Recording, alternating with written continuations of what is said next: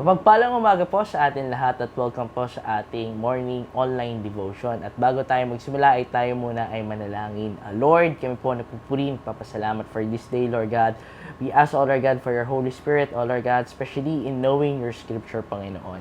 Po namin, madami man po kaming mga pagkukulang, but here we are, Lord God, asking for forgiveness, asking for your mercy, Panginoon, and also guidance sa aming buhay. Pagkaloob niyo po kami ng lakas na kailangan po namin sa pang-araw-araw po namin.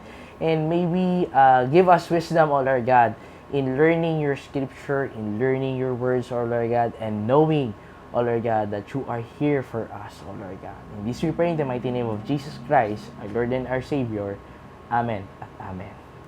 Ang ating scripture po ngayong umaga ay matatagpuan po sa Isaiah chapter 35 verse 8 to 10. So bali ito po ang continuation po ng ating devotion po kahapon.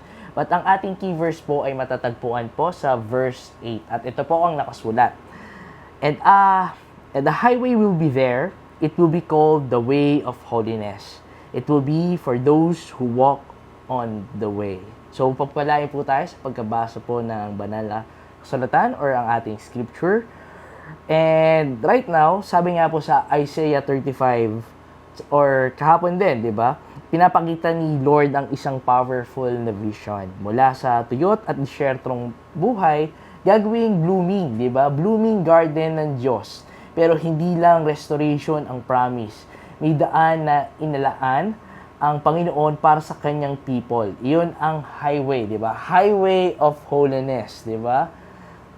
Ano ang highway of holiness, 'di ba? Highway of holiness, ito ang daan inilaan ni God para sa kanyang mga anak. Wow, thank you Lord for your path, 'di ba? Kaya may kanta na, thy word is a light unto my feet and a light unto my path, 'di ba? A path of renewal, righteousness at transformation.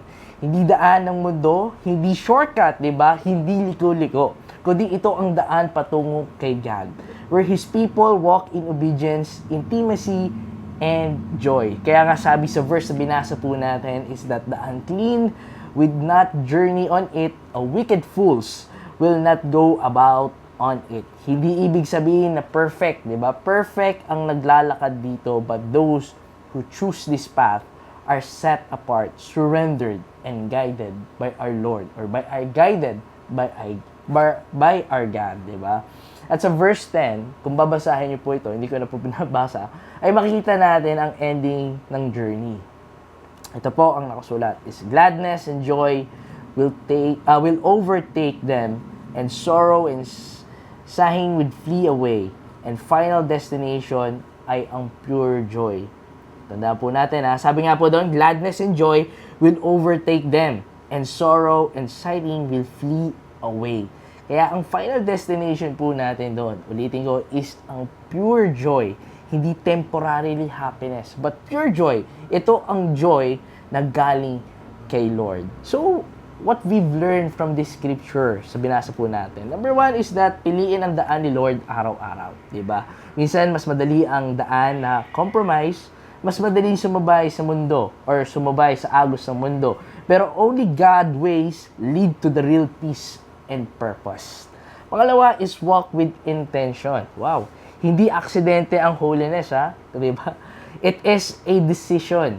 Kundi araw-araw pumipila ka ng kindness kaysa pride, purity kaysa temptation, and forgiveness kaysa bitterness. Tama, diba? And lastly, ano po ang natutunan natin sa scripture or what we learn sa ating scripture na binasa is hold on to the promise of joy. Wow!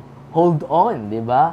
Maybe right now, pagod ka, confused, or maybe you're in pain or hurting. Pero tandaan mo, may ending ang valley. And that is joy ang dulo. Joy, di ba? Sorrow will flee, joy will overtake you. That's the God's promise sa ating mga buhay. So, sabi nga po sa Isaiah 35 verse 8 to 10, it reminds us that God has prepared a highway of holiness. Straight, safe, and sacred path for His people. At the end of that journey, di ba, is everlasting joy. everlasting joy. Kaya sa gitna ng struggles na nararanasan natin, trials and daily challenges, God invite us to walk in His way. Wow! Trusting that His path leads to restoration and rejoicing. Tayo po'y manalangin. Lord, thank you for preparing the highway of your holiness for us, Lord God. Teach us to walk in your ways, to choose what is pure and pleasing to you, Panginoon. Strengthen our hearts, O Lord God. Palakasin niyo po ito when we grow tired and remind us that the joy is waiting at the end of our journey, Panginoon. Help us, O Lord God. Help us to follow you faithfully, step by step. In the name of our Father, the Son, and the Holy Spirit, Lord God. In Jesus' name, Amen at Amen. Muli po, mapagpalang umaga po sa ating